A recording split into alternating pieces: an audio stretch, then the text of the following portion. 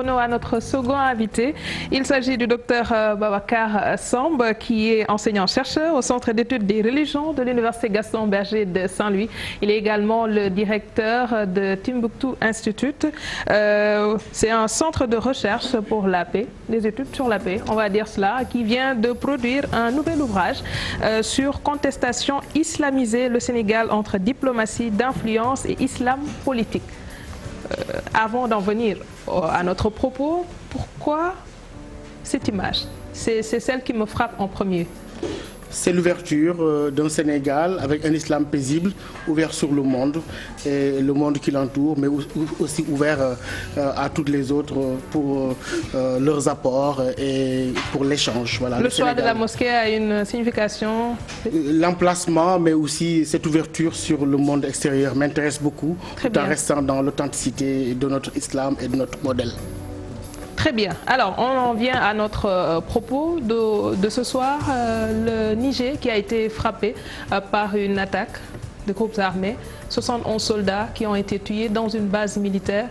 Quel message ces terroristes tentent-ils de faire passer? Merci beaucoup. L'attaque de la garnison d'Inates à 260 km de Niamey et seulement à 5 km de la frontière malienne nous fait penser à un véritable changement de paradigme, mais aussi à une recrudescence des attaques qui ont pris une autre ampleur.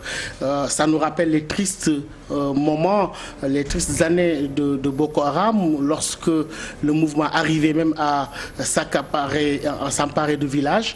Aujourd'hui, c'est véritablement une artillerie lourde qui arrive à sévir sur une base aussi stratégique. Cela, en tout cas, nous plonge dans une forme d'inquiétude et d'une prise de conscience que ce danger-là est décidément là et bien installé en Afrique de l'Ouest et dans le Sahel. C'est-à-dire que nos systèmes de renseignement sont disons défaillants ou que cela n'a pas cette performance-là qu'on aurait souhaité, puisque ces gens n'ont pas pu percer à temps l'information et pouvoir réagir comme il le fallait. Vous savez, dans le cadre de la guerre asymétrique, il ne faut pas s'étonner qu'il y ait de telles surprises. Je rappelle qu'une grande puissance qui s'appelle les États-Unis d'Amérique s'est fait surprendre le 11 septembre 2001. Et je crois qu'aujourd'hui, c'est vrai, il y a des déficits de capacité de nos armées, un manque de moyens. On le voit dans le retard de démarrage de la force conjointe du G5 Sahel. Je crois que cela montre plusieurs défaillances, des insuffisances au niveau du renseignement, mais aussi en termes d'anticipation. Mais le fait est que aujourd'hui, on voit ces faits se répéter. Déjà au Burkina Faso, après l'attaque d'un convoi minier et de plus en plus d'attaques similaires qui brisent un peu la quiétude dans la région. Si on sait que le Niger est non seulement confronté au front Boko Haram dans la région du bassin du lac Tchad vers Difa, Ngigmi, Bosso, Tchétimari, etc. Aujourd'hui, ce front qui s'ouvre juste à l'emplacement de cette de ce qui pouvait être une place forte, c'est-à-dire une garnison militaire, et à la croisée des trois frontières du Mali, du Niger et du Burkina Faso qu'on appelle l'Iptako-Gourma. Cela veut dire qu'il y a une régionalisation de la menace, mais de plus en plus on assiste à voir des territoires qui sont comme des no man's land où ces groupes sont en train de sévir. Le chef de l'État français avait convoqué le G5 Sahel et l'attaque se produit à quelques jours de cette rencontre-là. Est-ce une coïncidence ou c'est un pur hasard?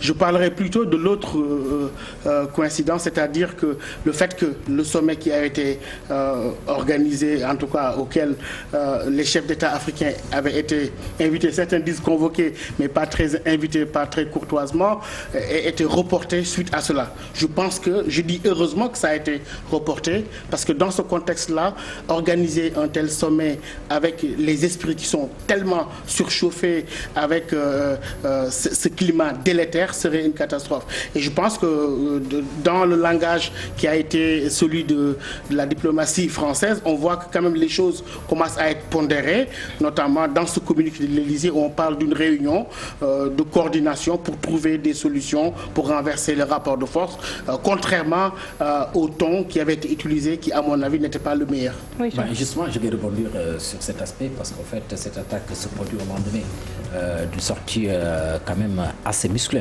du président français, demandant en tout cas à ces pays du Sahel de se décider. Alors, donc, il y a une certaine, disons, il y a une certaine frange de la population malienne quand même qui est sortie pour demander un tout petit peu, disons...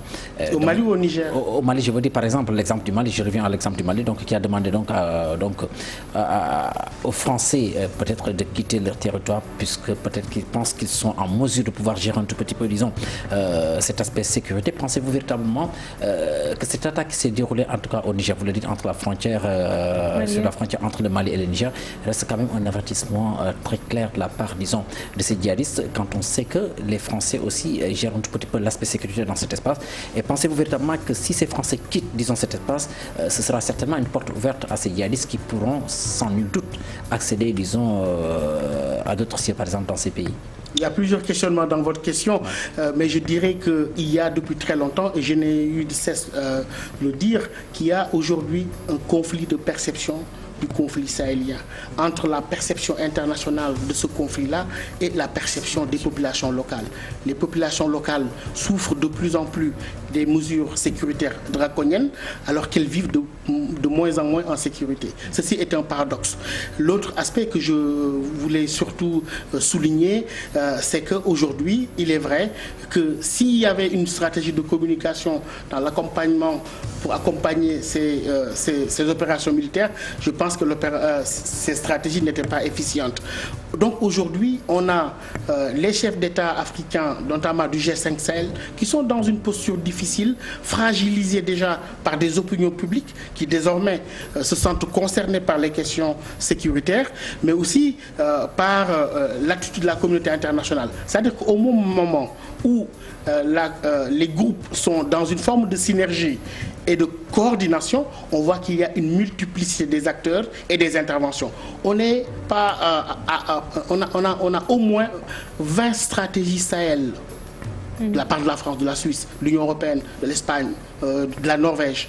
Au même moment où les groupes sont en train de s'organiser dans le cadre de synergie, les efforts de la communauté internationale sont en train de se disperser. Ceci donne une impression à certaines populations qu'il y aurait une concurrence, en tout cas entre des acteurs qui voudraient se positionner sur ce grand terrain de jeu. Mais de là à demander quand même le départ des Français, ça pose quand même problème, sachant que, par exemple, pour ce qui concerne l'exemple du Mali, on sait tellement que l'armée semble ne pas avoir totalement les moyens de sa politique, par exemple. Ça me rappelle le fameux adage utilisé par les gauchistes de temps en temps, c'est-à-dire soyez réalistes, demandez l'impossible.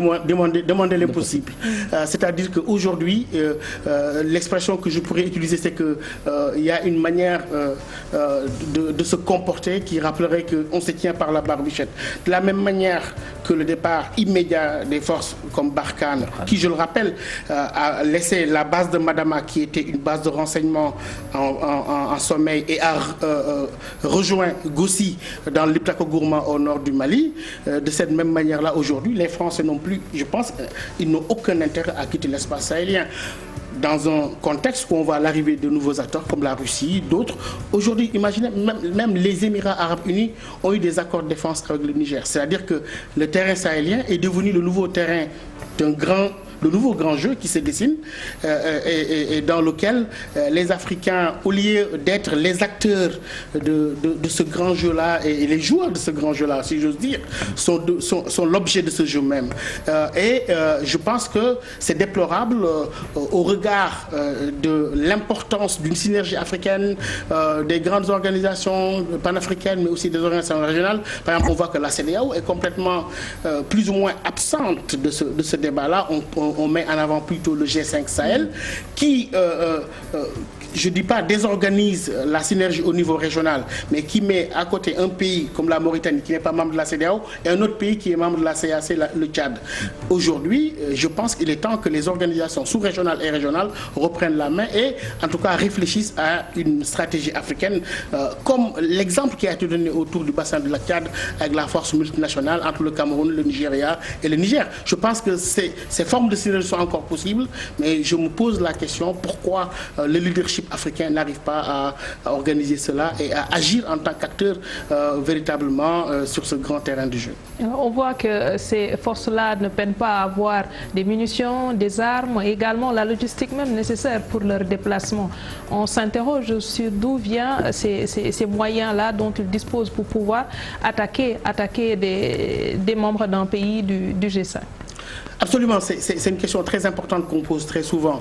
Il y a beaucoup de supputations, certains disent qu'il y a des théories du complot, d'autres disent que chacun considère la théorie de l'autre comme étant la théorie du complot. Mais en tant que chercheur qui doit me baser sur des faits pour analyser, je ne peux pas me baser sur des supputations. Ce que je sais par contre, c'est que la région sahélienne et la région de l'Afrique de l'Ouest, n'oubliez pas, a vécu des conflits de très haute intensité, comme le Libéria, oui. Il y a les arsenaux de la guerre de Sierra Leone, de la Côte d'Ivoire, mais aussi le démembrement de la Libye, la chute de Kadhafi. Donc il y a ces arsenaux qui sont là aujourd'hui. Maintenant, la question de l'armement se pose au moment où les forces africaines, en tout cas au début de la crise malienne, n'eût été l'intervention de la France sur demande de l'État malien, ne trouvait même pas de moyens pour intervenir. On voit des arsenaux au niveau de ces groupes-là.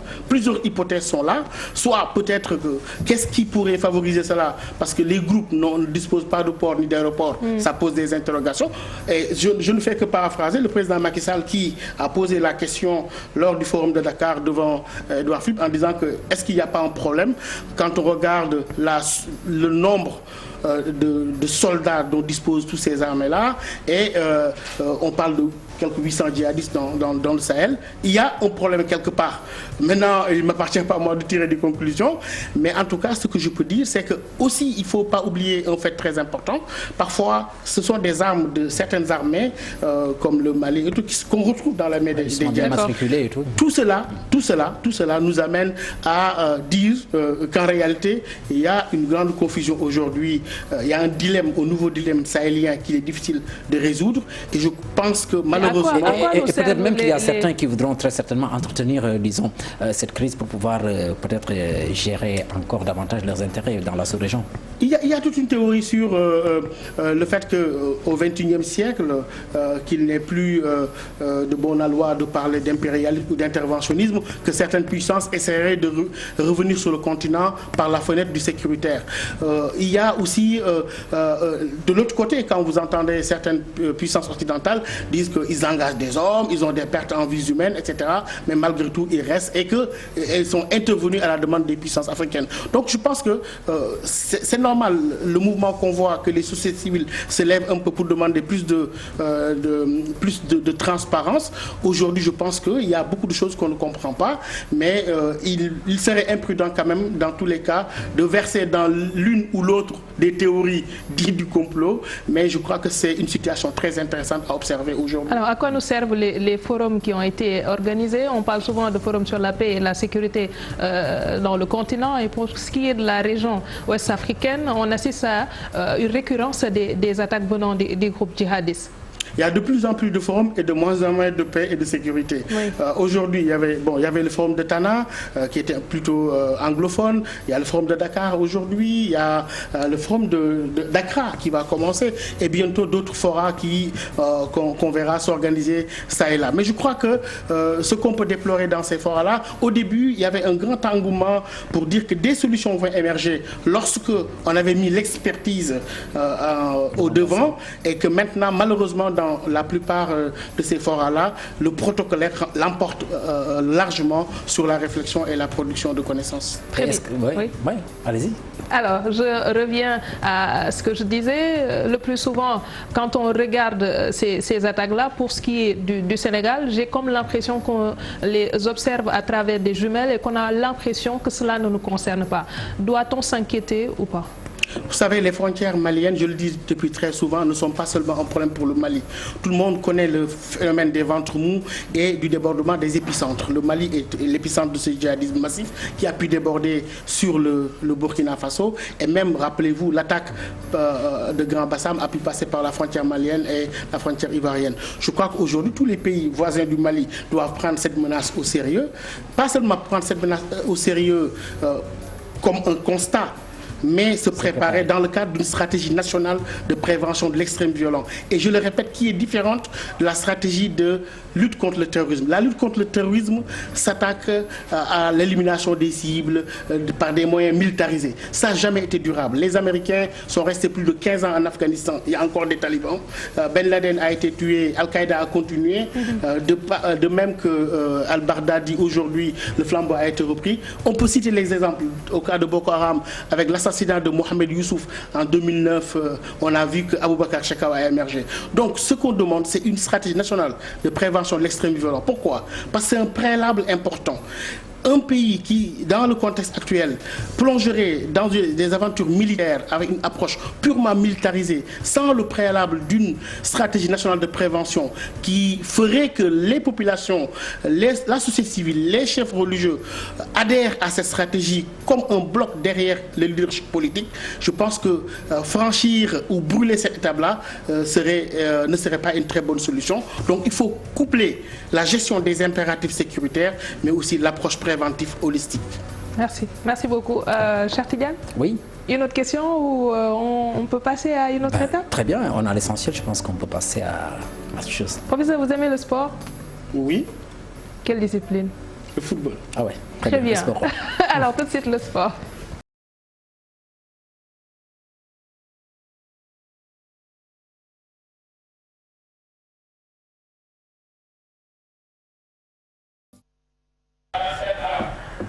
Alors, cher Tidiane, je pense qu'on en était aux championnats européens, c'est ça? Oui, oui, mais parce qu'on avait déjà évoqué... Voilà, parler du championnat local avec la Ligue 1 qui va être entamée donc dès demain. Donc, deux rencontres à suivre particulièrement. Diambar de Sadi contre Casa Sport de Ziguinchor, tout comme Diaraf de Dakar contre AS Pikine. On en avait déjà fait, disons, on avait déjà donné donc la composition des rencontres devant se jouer donc à partir de demain pour la Ligue 1 et la Ligue 2. Et puis nous enchaînons avec le championnat français. C'est la Ligue 1 française donc, qui est à sa 18e journée. À 19h45, le match a démarré en ce moment entre Lille et Montpellier. Mais il faudra suivre demain particulièrement l'Olympique de Marseille, deuxième au classement, qui se déplace à Metz. Match prévu à partir de 16h30. D'autres rencontres sont prévues. Mais nous allons aussi parler de la rencontre devant opposer donc dimanche prochain Saint-Etienne au Paris Saint-Germain, le leader de la Ligue 1 française. Bordeaux, Strasbourg, Lyon, Rennes sont aussi plutôt prévus pour ce qui concerne la 18e journée du championnat français, avec certainement la complicité de la régie. Vous avez la totalité du programme de la Ligue 1 française. En Espagne aussi, retenez qu'on est à la 17e journée, un match qui a démarré depuis 20h entre Alaves et Leganés. D'autres rencontres sont prévues. On va s'intéresser au FC Barcelone qui joue déjà demain à partir de 15h en déplacement chez la Real Sociedad. Le co-leader, le Real Madrid, qui joue dimanche en déplacement à 20h face à l'équipe de Valence. En Angleterre, les gens vont certainement s'intéresser à Liverpool de Sadio Mané qui a le vent en poupe. Sadio Mané qui a été d'ailleurs désigné Aram meilleur joueur du mois de novembre de la première ligue anglaise, donc ce qui pourrait éventuellement pousser les gens à penser davantage que Sadio Mané est le potentiel vainqueur du prochain ballon d'or africain. On verra de toutes les façons. Mais demain à 12h30, Liverpool de Sadio Mané se déplace, ou plutôt accueille Watford d'Ismaïla Sarr qui occupe la dernière place au classement de la première ligue anglaise. C'est à 12h30. À 15h, Leicester, son dauphin, accueille Norwich, mais le choc va opposer dimanche à 16h30 Arsenal à Manchester City. En Italie, c'est la 16e journée. Le leader, s'il s'agit de l'Inter de Milan, qui se déplace donc dimanche à 19h45 chez la Fiorentina. Mais retenez que la Juventus joue aussi dimanche à partir de 14h contre Udinese. Napoli de Kalidou Koulibaly accueille demain à partir de 17h la formation de Parme. Puis nous allons terminer avec le championnat allemand qui est à sa 15e journée. Le surprenant leader, c'est le Borussia Mönchengladbach qui dimanche en déplacement chez Wolfsburg à partir de 14h30. Mais retenez que Dortmund se déplace déjà demain vendredi face chez Mayence à partir de 14h30. Autre rencontre prévue, c'est celle-là devant mettre aux prises le Bayern Munich, mal en point en championnat.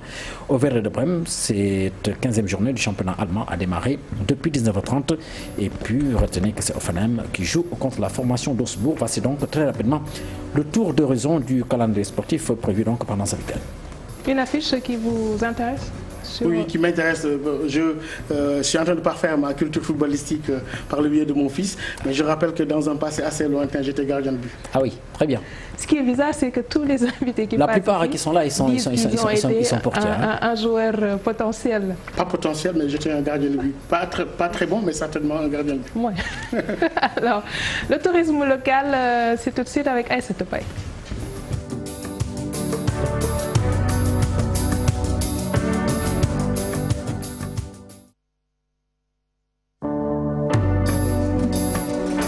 Bonsoir Aïssatou. Bonsoir. Bonsoir. Contente de te retrouver. Ravie de te retrouver aussi. Alors, je pense que je vais te laisser le guidon et tu vas nous dire aujourd'hui où est-ce qu'on va aller. Bonsoir chers téléspectateurs. Nous allons à 50 km de Dakar. Nous restons à Toubab Dialaw. La semaine dernière, nous y étions. Et ce soir, nous allons parler d'écotourisme ou tourisme vert. Je vais vous faire découvrir, chers téléspectateurs, une ferme agroécologique fondée par monsieur Babacar Diop. C'est un environnement naturel où toutes les ressources, telles qu'elles soient, sont préservées pour le bien-être des populations. Je ne vous en dirai pas plus. Regardez.